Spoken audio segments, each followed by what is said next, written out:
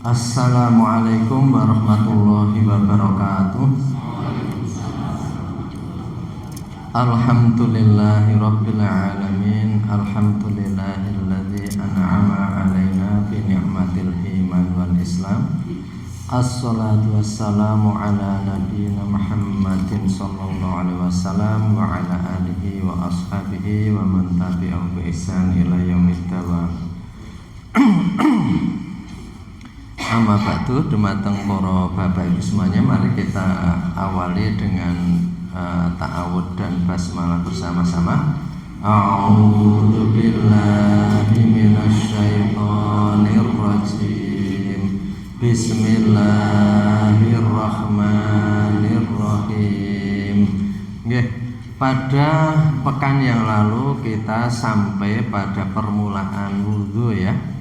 Jadi sudah sampai pada ketika mau berwudu kita membaca bismillah, kita berdoa a'udzubillahi minasyaitonirrajim ya, doanya a'udzubika min hamazatis syayatin wa a'udzubika rabbi ayahdurun ya. Jadi kemarin sudah sampai pada tsumma yaghsilu yadayhi thalathan qabla khilahuma al-ina'a. Jadi kemudian mencuci dua tangannya 3 kali qabla khilahuma. Jadi sebelum memasukkan pada al-ina'a, jadi bejana. Jadi bejana itu tempat untuk wudhu. Ini ada beberapa pandangan ya. Ada yang berpendapat seperti Imam Hanafi, itu air itu harus mengalir, jadi seperti Hanafiyah mancur ya, maka kemudian ada ember yang di lubang atau padasan atau dan sebagainya, itu memang itu lebih menjaga agar bekas wudhu tidak masuk. Tapi bapak pakai inak juga bisa, kalau orang ya itu pakai ember itu ya, nimbo kemudian dari ember dicawuk-cawuk itu. Dan sebelum memasukkannya, Allahumma, ini di dalam hati itu berdoa. Jadi kemarin sudah kita sampaikan, Imam Ghazali ini dalam menyusun kitab ini sudah berkali-kali kita kita lihat juga bahwa beliau itu memang menyampaikan bahwa ibadah itu harus ada rohnya. Jadi ibadah itu bukan hanya sekedar anggota tubuh, bukan hanya gerakan anggota tubuh saja, tetapi di dalamnya mesti ada penghayatan dan jiwanya. Karena itu di sini ada doa-doa yang di dalam tahsis ini tidak ada. Artinya pentaskhih buku ini tidak menemukan atau belum menemukan sumber hadisnya apa. Karena itu kita husnudzon bahwa orang itu berdoa itu kan dibolehkan ya. Kita itu jadi kalau nggak ada periwayatan di sini berarti pentasnya ini nggak menemukan. Wallahu alam apakah ada atau tidak. Tetapi berdoa itu kan seperti kita, kalau kita dalam bahasa Jawa kita itu mau naik motor itu selain berdoa bismillah muga-muga paringi slamet gitu ya. Nah, jadi dalam hati itu ada seperti itu, atau mungkin terucap juga begitu. Muga-muga dadi lan sehate ya le do mangan iki le gitu ya. Jadi artinya seperti itu, sehingga ibadah itu ada penghayatan. Sehingga di sini ketika mulai saja, jadi ketika mulai mau wudu itu selain sudah doa menjelang wudu tadi ya, Allahumma inni as'alukal yumna wal barakata wa a'udzubika minasyu'umi wal halakati. Ya Allah, saya sesungguhnya bermohon kepada kamu al-yumna, tangan kanan ini mohon al-yumna ya, jadi ini tangan kanan, bil barokah yang berkah, wa a'udzubika min syu'umi wal halakah, dan saya berlindung kepadamu dari kesialan dan kehancuran. Jadi artinya dalam hati itu sudah ada permohonan ya. Ini karena nggak ada dikatakan dalam hati atau ucapan, yaitu bisa diucapkan atau dalam hati. Tetapi sekali lagi tadi ya, paling tidak kita mengambil hikmahnya itu di sini. Ketika kita mulai wudhu itu juga ada memohon ya. Jadi ketika tangan itu kita bersihkan, ya semoga ini kotoran-kotoran dari tangan itu rontok gitu ya, hilang, lebur bersama itu gitu ya. Kemudian yang kedua ini yang sudah kemarin ya, memang biar enggak terputus. Tsumma ya'khudhu ghurfata lafahi biyamini fayatamadmadu ya. Kemudian mengambil satu cidukan dengan tangannya, tangan kanan, fayatamadmadu, kemudian berkumur salatan 3 kali ya, berkumur. Wa yubalighu fil madmadati, dan yubalik itu artinya balagho itu sampai ketuk. Jadi artinya betul-betul dalam berkumur itu ditenani gitu ya. Jadi maka ada ilmu balagho itu ilmu yang detail-detail yang tinggi-tinggi gitu ya. Orang kalau sudah sampai usianya namanya usia balik ya, balik. Orang yang menyampaikan namanya mubalik. Jadi dikatakan wa yubalighu fil madmadati, dan dalam berkumur itu ya tenanan.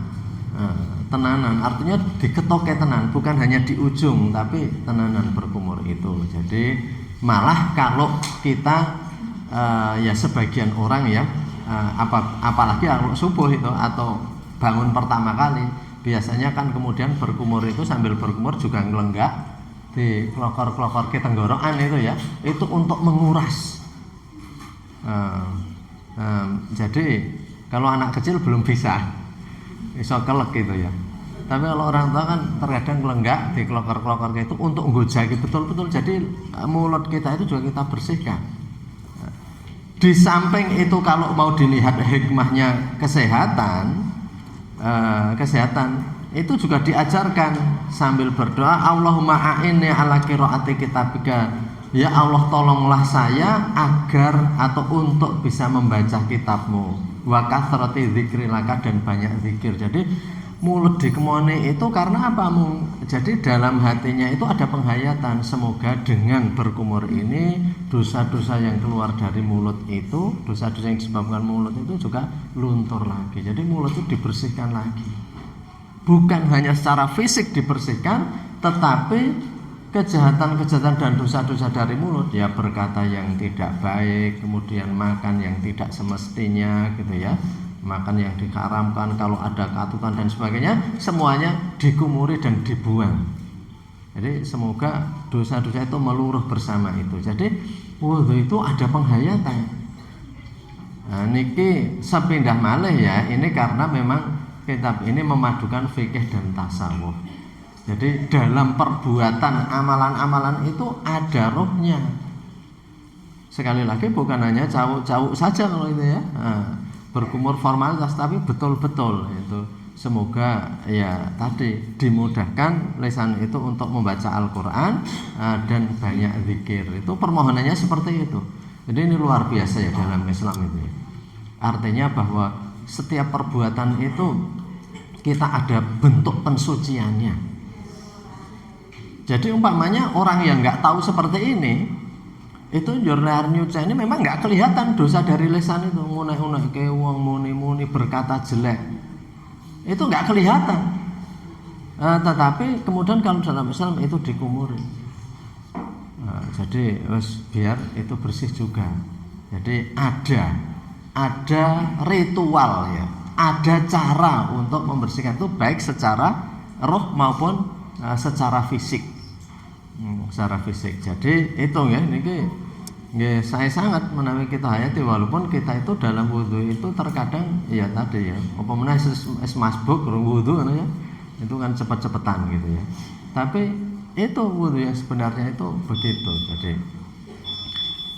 sekali lagi doanya ini juga tidak ada catatan kaki sumbernya dari kitab Tashih ini. Jadi sehingga ya ini seperti yang tadi saya ucapkan di awal, wallahu a'lam gitu ya. Tetapi doa ini bisa juga kita pun membuat doa kita, asal tidak kita katakan Nabi mengajarkan demikian. Kan kita dalam setiap perbuatan itu juga berdoa. Wong mau ujian saja ya, karena kan di zaman Nabi dulu nggak ada tes ujian ya. Diajarkan itu di masjid atau di tempat-tempat di majelis-majelis itu, dan nggak ada ujian. Sekarang ada ujian, doanya gimana? Ya doanya monggo saja. Rabbi zidni ilma warzuqni fahma boleh, mungkin Allahumma sahil umurana, Allahumma yasir wala tu'asir. Tapi yang nggak bisa aduh Gusti Allah paringi gampil anggenipun jawab gitu ya. Jadi kan seperti itu. Karena dalam setiap tahapan itu kita memang perlu berdoa sebagai benteng terakhir dari DDP kepada Allah. Jadi dalam Islam itu kita tidak boleh merasa perkasa, wis mampu sendiri, kemudian tanpa berdoa. Berdoa itu untuk semende atau kita menyandarkan terakhir kepada Allah Subhanahu wa taala, bahwa di ujung dari semua ikhtiar kekuatan kita itu ada kekuatan yang maha segalanya. Berkali-kali saya sampaikan, walaupun kita nggak bisa mengerjakannya, tetapi Allah Maha Kuasa. Kita dituntun ya, menggerek ngepingi ABCD gitu ya. Yang namanya tes TOEFL itu ABCD aja, itu saja sudah bisa mengukur gitu ya. Tapi kalau orang itu nggak bisa, kemudian disetir tangannya ya, kok aku kepengen nyilang iki, kepengennya jadinya benar itu. Nah, maka dari itu kita wallahu a'lam. Jadi artinya bahwa doa itu memang senjatanya orang mukmin. Orang mau perang, orang mau apa, itu memang mengandalkan kehebatan senjata. Tetapi walaupun senjata musuh itu hebat, kalau pelurunya nggak ngenai itu nggak mati. Kan begitu. Musuhnya punya senjata hebat ya.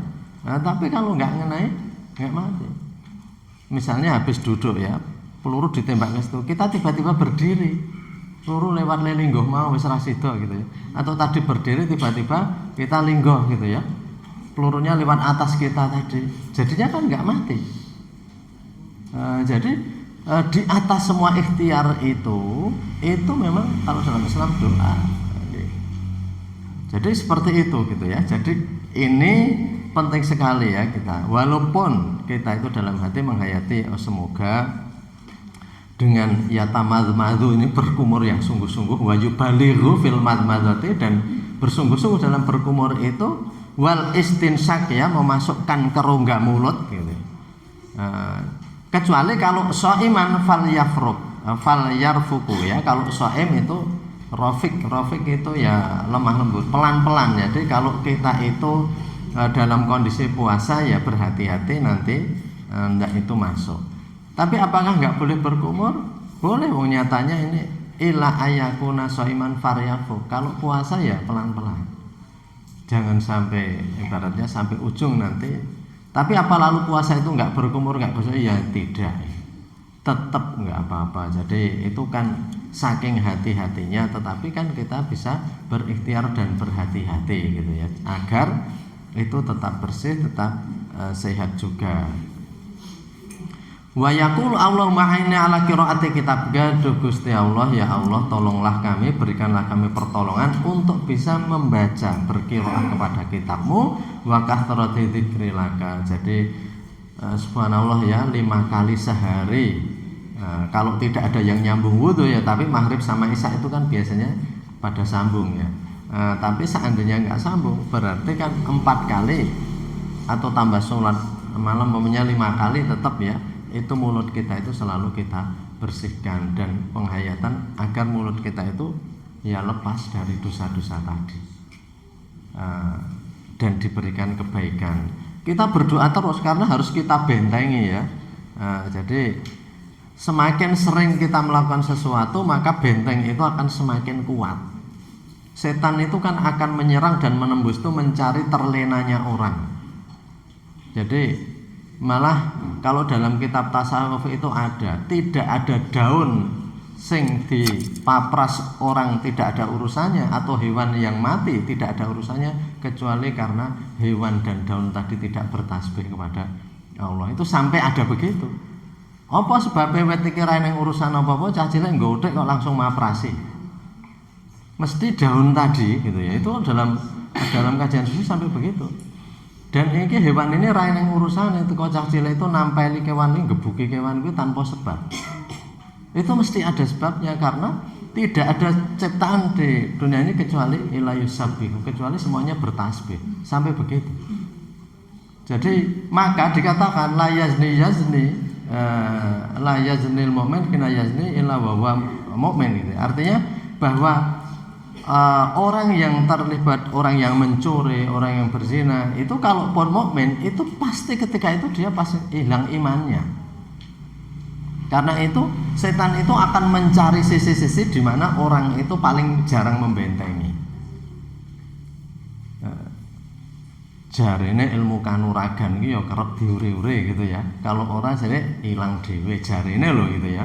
Jarine wong biyen. Tapi sama saja gitu ya. Ya walaupun itu kekuatan setan pun setan harus sering disambangi, disajeni barang jarine ngono.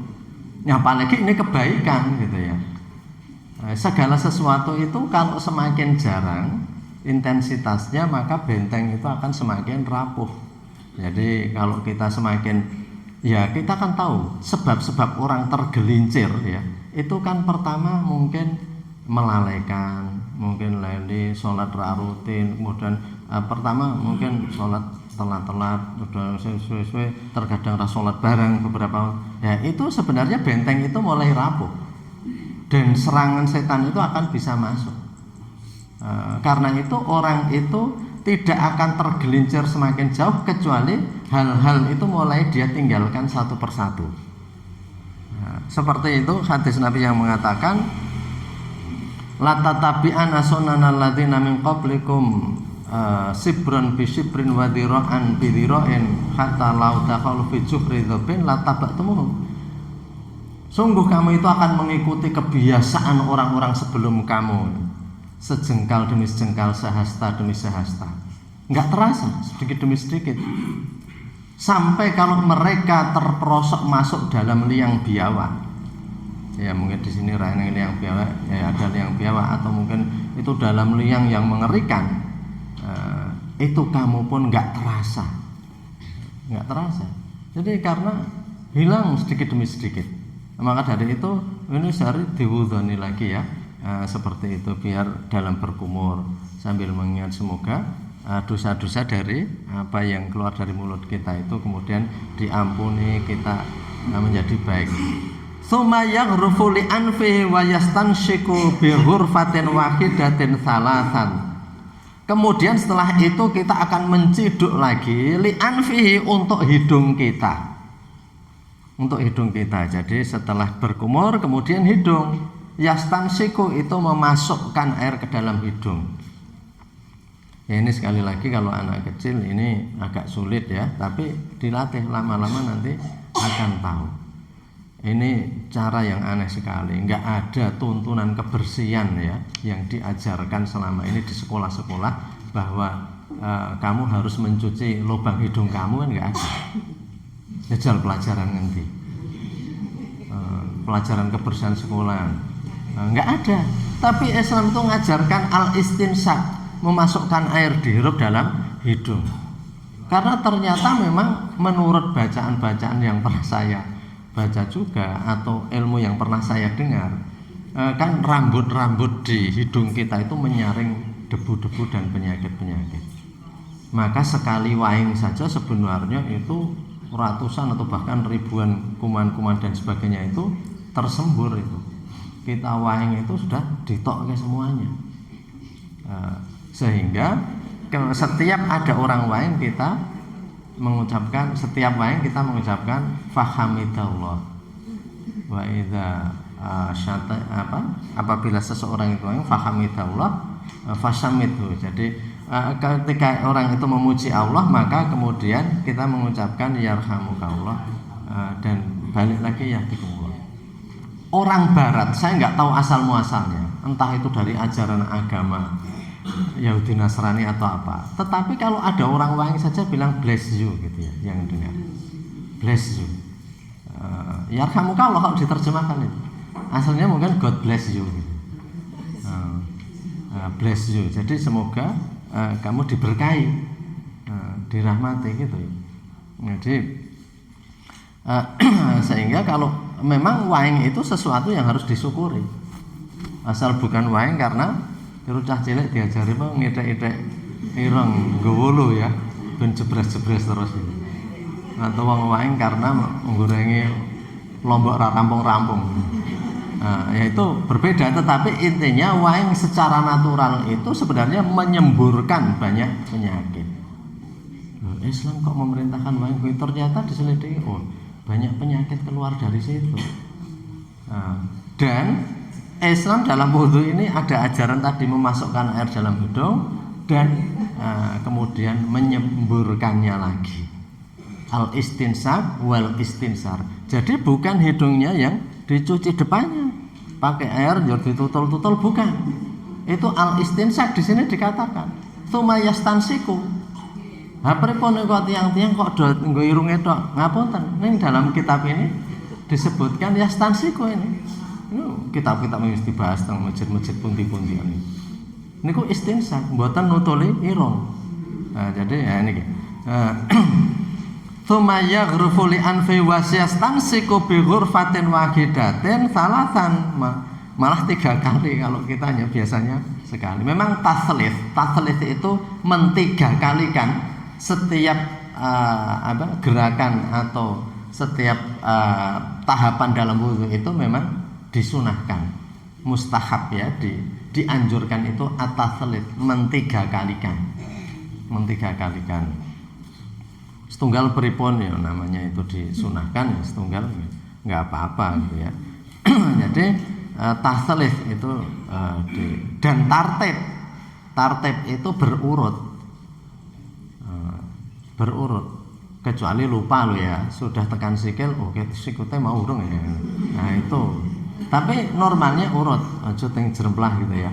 Jadi tartib wa taslis ya, mentartibkan dan taslis mentigakalikan. Jadi yastansiku bi ghurfatin wa yastanshiru ma fihi, dan menyemburkan, menyemprotkan. Nasrun kan nyebar, jadi disemprotkan lagi agak keras itu, disedot kemudian dikeluarkan gitu ya. Jadi sampai seperti itu. Wa yaqulu fihi, dan sambil berdoa. Sekali lagi ini menurut Imam Ghazali gitu ya. Sehingga kalau di dalam batin atau berdoa saisane ya, Allahumma aujid li raihatal jannah, ya Allah panjenengan paringi kula menika raihatal jannah, baunya surga. Wa anta anni radin, dan engkau dengan saya ini radin, ridho. Duh Gusti Allah, mugi-mugi kula diparingi bau surga. Nah niki nggih, bau surga niku ya angel nggih, karena ini sesuatu yang mboten kaya daran sing awake dhewe nemoni. Seperti apa, kalau di dalam kisah-kisah itu orang mimpi ketemu Rasul gitu ya. Itu menurut cerita dan kisahnya itu suasananya sangat menyenangkan, yang itu tidak pernah dialami di dunia nyata. Nah surga kan juga begitu. Malainun ra'at wala udhunun sami'at wala khatar fil qalbil basar. Surga itu semua tidak pernah kita temui di dunia. Kalaupun ada ayat-ayat dalam surga yang mengatakan jannatin tajri min tahtihal anhar, taman-taman yang di bawahnya mengalir sungai-sungai, itu adalah mudahnya gini, logika paling mudah biar orang itu paham. Karena Quran ini harus berbicara pada manusia, dan manusia itu kan hidup di dunia ini. Bagaimana menceritakan sesuatu yang itu sebenarnya nggak bisa dibayangkan dan nggak bisa diceritakan. Maka Al-Quran menggunakan pancingan-pancingan ya. Apa yang menurut manusia paling top, paling hebat itu digunakan untuk pancingan itu. Tapi sejatinya surga itu tidak pernah bisa kita bayangkan. Jadi seperti kalau teman-teman itu misalnya saja makan makanan yang enak yang temannya itu atau di sini nggak ada, dan diceritake padanane ya enak iki kaya mangan apa mangan gulai, mangan tongseng, ora ana sing padha gitu. Pokoknya saya pergi di suatu tempat yang nggak ada di sini, itu kan sulit dijelaskan. Itu enak yang nggak ada tandingannya. Jadi salah satu mufasir, insya Allah Sayyid Qutb itu ya mengatakan Al-aisyu fi dzillalil Quran nikmatun, hidup di bawah naungan Quran itu enak sekali, nikmat sekali. Layak rifu ilaman dzaka, enggak akan tahu kecuali orang yang pernah merasakan. Ademe ayemnya orang hidup di bawah petunjuk Al-Qur'an. Itu enak sekali. Enggak bisa diceritakan karena dia mengatakan layak rifu ilaman dzaka, tidak akan tahu kecuali yang pernah merasakannya.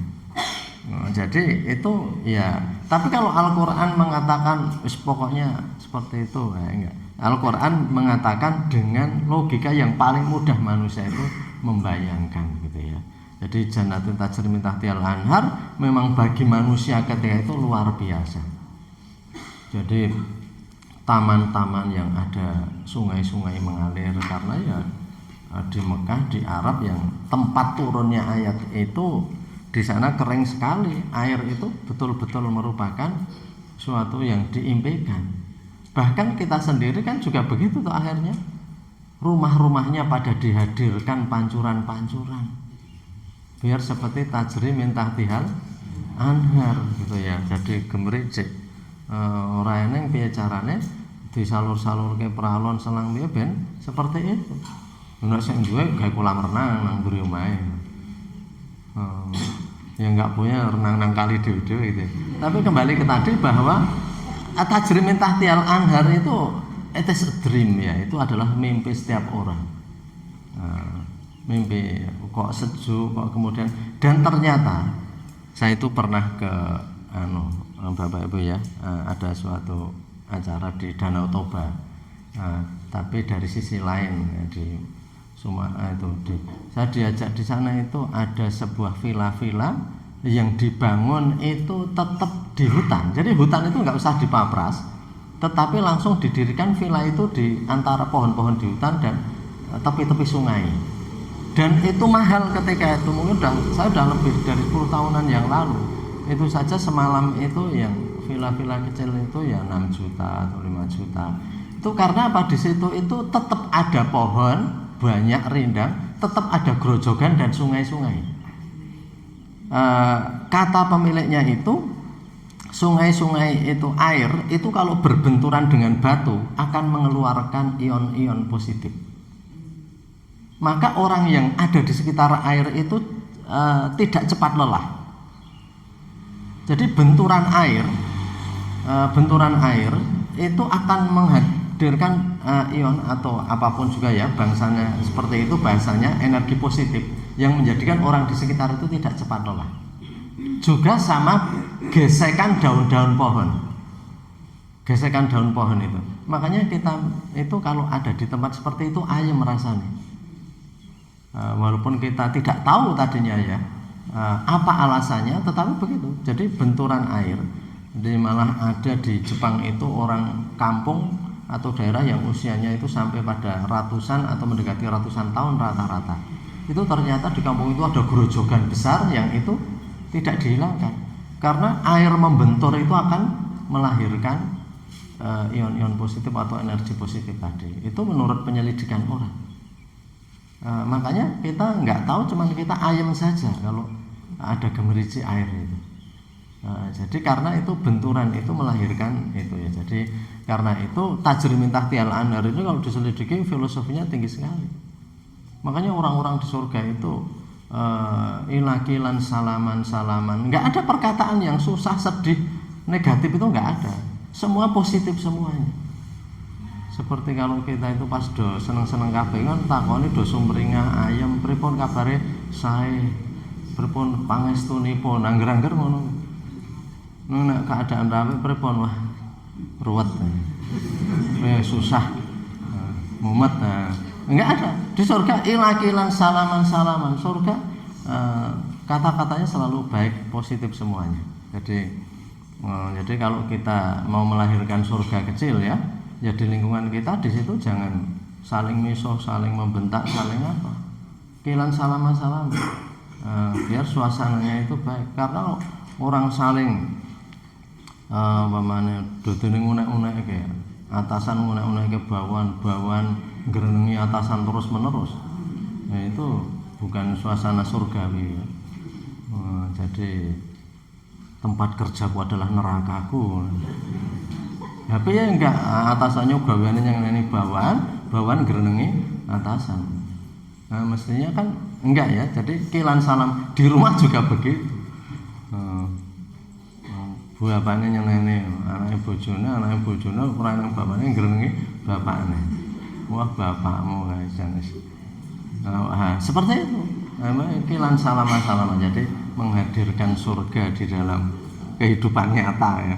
Nah, jadi kembali ke tadi ya, karena di surga suasananya juga begitu, dan kok dikatakan tajri min tahtiha al-anhar, dan ternyata ada misteri besar tentang tumbukan-tumbukan air tadi. Nah, jadi kembali ke tadi, jadi ini yastansiku wa yastansiru, ini salah satu hal yang unik sekali karena nggak pernah diajarkan di tempat lain, di mana kita mencuci rongga hidung, tetapi ini diajarkan ya, sehingga sambil kita itu berdoa, Allahumma inni a'udzubika min rawaihin nar wa min su'id dar, ya Allah, aku berlindung kepadamu dari rawaihin nar, dari bau-bau neraka ya. Jadi ketika menyemburkan keluar doanya begitu. Tadi kan ketika memasukkan, ya Allah berikanlah atau berikan kesempatan saya untuk mencium bau surga ya. Tapi kalau pas menyemburkan air keluar, ya Allah, saya berlindung kepadamu dari bau neraka, wa min su'idar, dan dari keburukan. Dar itu kampung ya, negeri. Jadi itu seperti itu. Ini penghayatannya sampai seperti itu. Jadi kita nggak bayangkan ya, Nyur Imam Ghazali lewu itu berapa lama gitu. Nah, Gusti Gusti Allah, mugi-mugi panjenengan memberi kesempatan saya mencium bau surga.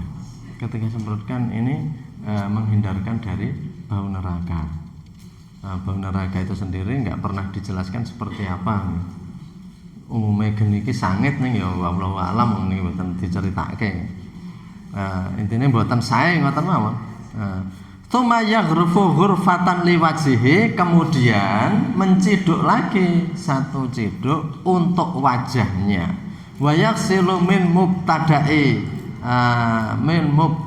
sadkhil jabhati ila muntaha ma yaqbalu minadzaqani taulan, minadzaqani taulan atau dzukni, dzaqani atau dzukni taulan. Jadi kemudian mengambil lagi untuk wajah min mubtada'i sadkhil jabhat, jadi dari dahi ya, dahi awal dahi ya, mungkin akar-akar rambut tadi. Yaitu biasanya dahi kita kan diukur dari akar rambut gitu ya. Adapun umpamanya rambutnya saya mundur ya umumnya gitu aja lah. Aku mboten enten rambutnya pripun saking ndure mboten sah, umumnya aja wajah dahi ya, ujung dahi. Biasanya batasnya rambut itu normalnya. Mubtada'i sadhil jabati ila muntaha mayak balu minadzaqani taulan. Jadi sampai habisnya ya, sampai habisnya wajah itu. Wa minal udhuni ilal udhuni ardon, dan dari telinga ke telinga sambungannya di sini. Jadi wala yajibu ghuslan naz'ataini, dan tidak harus dan tidak wajib mencuci naz'ataini itu ujung kepala ya. Jadi artinya ya ujung kepala sudah nggak usah nanti ikut itu diusap kepalanya. Fahuwa min dufni ra'si wa yajibu isolil ma ila maudhi'i tahdhif. Jadi dan itu dari kepala, dari artinya dari ujung tadi, jadi ujung kepala tadi jabhah tadi ya dahi, terus ila maudhi'i tahdhif, ke tempat-tempat yang ditumbuhi rambut ya. Wa mayuk tadunisa tankhiyatu sya'r anhu. Ya kalau wanita ya mungkin tidak gitu ya, tapi yang dimaksudkan tempat-tempat rambut itu ya ada gudeg, kalau orang itu ada gudegnya, kemudian ada sitep, ada alis gitu ya, ada kumis gitu ya, ada lehyah, ada ini lehyah itu jenggot ya. Wa ya asyaribani wal hajibani wal ahdafi wal idroni, jadi sampai bulu mata alis semuanya pokoknya itu harus kena. Hanya untuk lehyah Lihyah itu yang ini ya, jenggot ini kan terkadang kalau kita lihat ya, orang-orang Arab itu sampai memang jenggotnya itu iya, ada yang umpamanya rambut sama jenggot itu hampir sama. Jadi lebatnya itu hampir sama. Maka bagaimanakah hukmi lihyati fil kasafati wal khifati wa yafidul ma'ala dhahiri ma istarsala minal lihyati. Jadi kalau untuk lihyah ini disela-selai semampu mungkin ya, sampai tempat-tempat tumbuhnya. Maka sering kalau kita wudhu bareng ya, di orang-orang Pakistan, orang Arab itu agak lama karena menyela-nyelai dulu lihyah itu ya. Lihyah. Wa yadkhulul asabi' fi mahajiril ainain. Jadi asabi' itu jari-jarinya dimasukkan di sela-sela ya. Wa ma'idhitir romsi ya. Jadi wa majma'il kuhli. Jadi kemudian setelah itu kita memasukkan setelah lihyah ya, wa yadkhulul asabi' fi mahajiril ainaini, dan kita memasukkan jari asabi' ya fi mahajiril ainaini, di ini tempat lubang dua mata ini. Jadi di lubang mata juga di kayak diucek-ucek itu ya. Maudhi'ir ramsi wa majma'il kuhli, dan kelopaknya. Jadi wa yungkihima, dan membersihkan keduanya ya. Jadi kita maaf ya, seperti ini dalam bahasa Indonesia apa itu ya. Jadi ya kalau bahasa Jawanya itu rembes atau lodok itu ya. Nah itu ya kita bersihkan ya. Jadi itu ingatan itu. Jadi ini apa ditelateni. Padahal kalau dalam Al-Qur'an itu faghsilu wujuhakum, cucilah wajahmu, gitu aja. Idza qumtum ila sholati faghsilu wujuhakum wa aydikum ya ilal marafiq. Jadi kalau kamu mau sholat, cucilah wajahmu dan kemudian tangan sampai siku. Tapi ini karena penjelasan ya, itu jadi didetailkan ya. Wajah itu terdiri dari macam-macam termasuk ini, sehingga ya alhamdulillah ya, sehari 5 kali itu mesti kita bersihkan terus mata kita. Jadi dari berbagai kotoran dan sebagainya, kan mata ini akan mendapat debu terus menerus.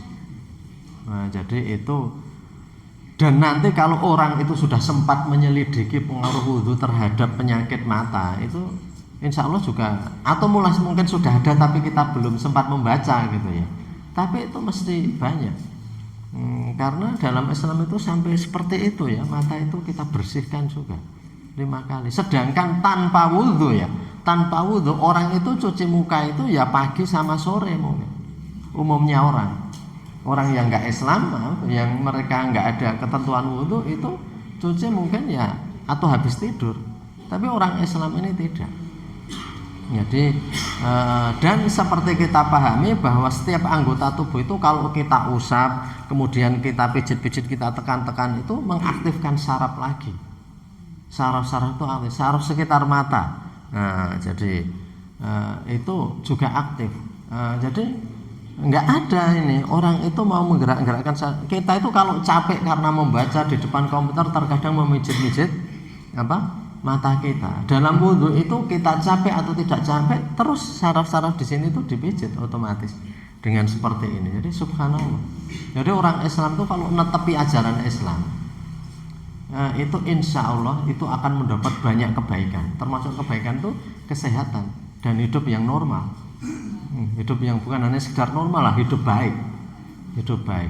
Ya kita nggak bisa bayangkan orang itu mungkin hanya raup apabila bangun tidur di pagi hari, atau mungkin bahkan menjelang tidur saja tidak pada seperti itu, karena nggak ada sholat isya. Dalam Islam kan sholat isya itu sebagai penutup, ibaratnya kan begitu. Jadi itu luar biasa kita hayati itu. Jadi kita itu lama-lama itu dengan rasa syukur, menjalankan itu dengan rasa syukur. Jadi kalau masih kecil dulu, kalau sholat datang nganggo sunat barang macam-macam ya, sebelum subuh kan warna-warna sholatnya gitu ya. Itu mungkin capek kalau anak muda. Tapi kalau semakin tua, saya sendiri juga merasakan ya, justru kalau nggak gerak itu nanti tubuh itu akan alot-alot itu bagi orang tua. maka tubuh sudah diaktifkan dengan banyak kegiatan sebelum itu. Jadi artinya bahwa Islam memang mengajarkan itu begitu. Jadi bangun tidur ya berdoa, alhamdulillahilladzi ahyana ba'da ma. Coba orang yang bangun tidur kelepat, langsung berabat, entah karena kesusu kawanan atau apa. Kalau kita diajarkan, ya tenang dulu berdoa, alhamdulillahilladzi ahyana ba'da ma amatana wa ilaihi nusyur. Menurut kesehatan kan juga diajarkan gitu. Habis tidur jangan langsung berabat. Ojo kaya motor selah langsung personal berandal gelis rusak gitu ya. Maka ada yang gejlungup, ada yang macam-macam nanti. Ada yang sarafnya keliru apa itu artinya nggak normal di kamar mandi dan sebagainya. Islam mengajarkan itu begitu. Alhamdulillahilladzi ahyana ba'da ma amatana dan sebagainya. Kemarin mau kamar mandinya juga berdoa dulu, dan di sana juga kamar mandi juga bukan hanya buang air kalau orang Islam kan, kemudian subuh dan seterusnya. Kalau nggak dituntunkan itu hanya buang air, mungkin kemudian keluar lalu minum lalu apa gitu. Tapi orang Islam sebelum itu semuanya kita awali dengan dibersihkan semuanya. Subhanallah. Jadi kita lama-lama itu bersyukur. Kita bersyukur nih, jadi maka nikmat terbesar itu nikmatul iman wal Islam itu lama-lama kita rasakan. Oh betapa nikmatnya jadi orang Islam itu ya, bangun pagi itu sudah bersihkan semuanya, baru kemudian orang itu iya mau beraktivitas lain monggo, tapi sudah seperti itu. Nah, jadi lama-lama itu kita hayati terus gitu ya, bersyukur, karena sesuatu itu kalau tanpa penghayatan memang terima kasih kita itu berkurang. Terima kasih kita itu berkurang ya. Jadi kalau kita itu umpamanya punya jaket, kemudian kita wah kok ya adem, ternyata ya ora krasa adem gitu ya, kita terasa bersyukurnya. Maka Islam itu selalu mengajarkan ya, kita itu harus ada yang namanya tafakur, tadabur itu ada. Sesibuk-sibuk orang carilah kesempatan tafakur dan tadabur, karena orang itu bisa bersyukur. Kita duduk lihat rumah kita gitu ya, biar lah rodon di rumah kayak cilik gitu ya, bisa ya senti rumah kena nggo turu gitu ya. Nah umpamanya begitu ya, rasa aku tuh magrong artinya ya itu sesuai kemampuannya masing-masing, tapi nanti akan disyukuri. Kita itu melihat umpamanya duwe sepeda motor yang itu waras, yang apa dan seperti itu gitu ya. Apalagi punya mobil dan sebagainya. Yo nek sing ndek pesawat yo mati pesawate gitu ya. Kok iso ya aku ndek jet pribadi ngene. Maman. Cah cilik-cilik ya do aku yang ndek pesawat, Bu. Dolanan ngene. Ya, jadi artinya ya semua itu orang itu bersyukur, karena ketamakan itu adalah karena orang pada lupa bersyukur. Sehingga hidup itu tamak. Yang kalau tamak itu ya dunia itu semua mau ditelan, semua mau ditelan itu ya. Jadi sampai dikatakan kalaupun punya emas 2 gunung Uhud saja itu manusia itu kurang.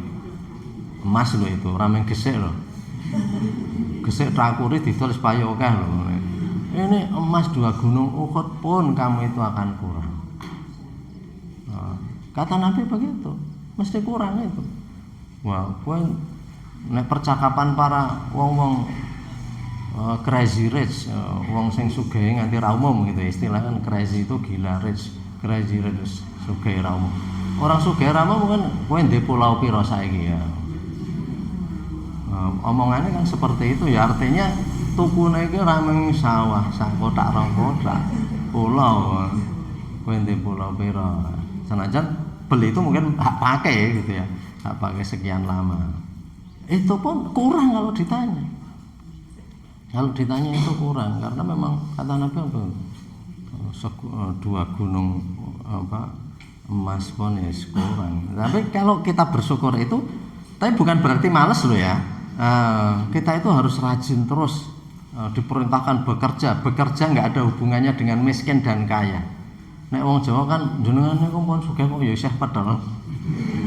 Nah ini kok orang yang nggak paham. Pedhel itu perintah Islam. Jenengan wis pinter kok sinau terus. Lah, sinau niku ora ana hubungane bodho karo pinter. Sinau niku ikra. sinau. Jenengan wis sugih kok iso nyambut gawe terus wong wa kulik man wabtaghi fi ma ataqallahu darul akhirah wala tansana sebagaimana dunia. Bekerja itu perintah Allah, mboten enten hubungane kalih sugih kalih melarat. Hebat Islam ngoten niku. Bayangane wong sing sugih njur leha-leha nyambut gawe mboten. Dalam Islam harus bekerja keras. Wong sing pinter harus belajar keras. Nek wong ora duwe kok ora bekerja, wong bodho ra sinau niku wong sing aneh gitu. Jadi umpamanya kita itu belajar memang diperintahkan, nggak ada urusannya itu pintar sama bodoh gitu ya. Tetap iqra terus ya. Bacalah. Sing juga ya tetap harus bekerja terus gitu. Jadi karena bekerja itu mencari fadilah Allah dan perintah Allah. Jadi belajar nggih ngoten niku. Aku lah guru ya, guru itu sinau terus malah. Guru rasional mulai lu lagi berarti bola-balik kuwi terus. Ya harus semuanya gitu ya. Jadi seperti tadi ya. Selanjutnya jadi dikatakan di sini sambil berdoa gitu ya. Jadi dikelopak mata wayung kihima dan membersihkannya wayakul Allahumma bayyid wajhi binurika yauma tabyadu fihi wujuhu auliyaika wala tusawwid wajhi bidolamatika yauma taswadu wujuhu a'daika. Ya Allah, panjenengan petakaken, engkau putihkan wajah saya ya Allah dengan cahayamu. Yauma tabyadu pada hari besok wajah-wajah para auliyaika, orang kekasihmu itu akan putih bersih. Jadi duh Gusti Allah, ya Allah putihkanlah wajahku pada hari di mana nanti para kekasihmu itu wajahnya putih bersih. Jadi di hari akhirat itu kan hari hisab. Hisab itu Allah sudah menunjukkan juga bahwa wajah-wajah ada yang bersih, ada yang putih. Wujuhu yauma idzin nadhirah ila rabbiha nadhirah. Ada wajah-wajah yang suram, ada wajah-wajah yang bersih. Ya Allah, bersihkanlah wajahku pada hari di mana besok kekasihmu itu semua wajahnya itu putih bersih. Di dunia bisa pakai kosmetik. Kosmetik yang larang-larang habis-habisan ya digunakan, tetapi nanti kebersihan dan cemplorongnya wajah itu di akhirat itu bukan karena itu. Walatu sawada yusawidu walatu sawid wajhi, dan jangan engkau hitamkan wajah saya itu bidolamatika dengan kegelapanmu ya Allah pada hari di mana wajah-wajah musuhmu itu hitam kelam. Itu sambil wajahnya itu ya Allah putihkanlah wajahku, pancarkan sinar dari wajah saya. Jadi kalau orang mengatakan aura, jangan lihat Gusti Allah berikanlah aura yang lebih baik pada wajah saya. Ya, jenengan bebas mawon aja nambahin dungo apa. Nah itu kan seperti tadi ya, artinya ya wajah kita itu kita bersihkan sambil ada permohonan kepada Allah seperti itu ya. Jadi artinya kalau kita hayati bahwa ini semuanya anggota wudhu itu memang hal-hal yang sangat mudah mendatangkan dosa bagi kita semuanya dan sangat terpapar ya oleh kotoran-kotoran duniawi, baik kotoran fisik penyakit maupun kotoran-kotoran dalam arti dosa-dosa itu. Karena wajah ini memang banyak sumber dosa dari wajah kita. Yang tentu di hadapan Allah akan dihisab. Cantikmu, tampanmu itu untuk apa? Itu cuma akan dihisab. Apa hanya untuk kompetisi Miss Universe gitu ya, lomba kecantikan, istilahnya Dimas Diajeng apa-apa? Enggak, semua akan dihisab oleh Allah. Semoga wajah kita itu menjadi menyenangkan bagi orang yang melihatnya. Wajah-wajah teduh, wajah-wajah yang menyenangkan itu orang melihat saja sudah merasa dekat dan merasa akrab. Bukan karena kosmetiknya, walaupun kosmetik itu iya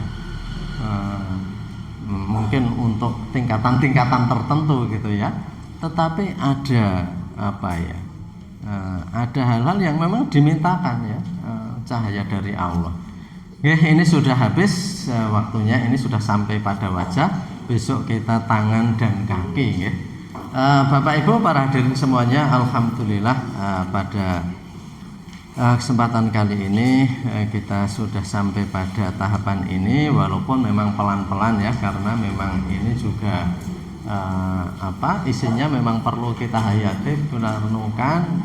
Saya pun membaca juga berkali-kali gitu ya, karena memang ya namanya ini kitab ini tadi kita sampaikan ya, bukan kitab fikih semata, tetapi juga mencampurkan dengan tasawuf untuk mencari makna-makna dari ibadah yang kita lakukan. Bapak Ibu para hadirin semuanya, mari kita akhiri dengan doa penutup majelis. Subhanaka Allahumma bihamdika asyhadu an la ilaha illa anta astaghfiruka wa atubu ilaik. Ada khilaf kami mohon maaf. Dan kami akhiri, assalamualaikum warahmatullahi wabarakatuh.